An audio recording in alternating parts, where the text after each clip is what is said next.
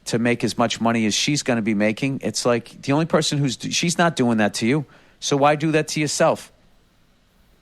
All right. And as far as like finding out what you're supposed to do in life, just follow your heart. I know that's fucking cliche, but like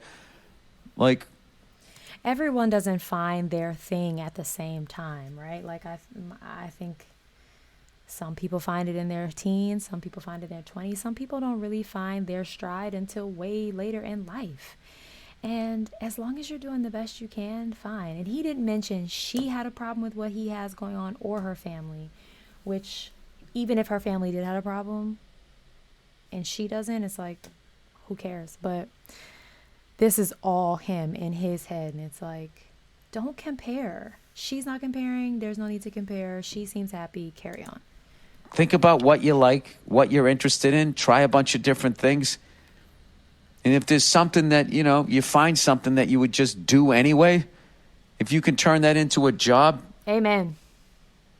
you never feel like you're working.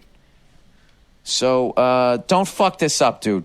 That's really going to make me sad if you do that, all right? You deserve this person.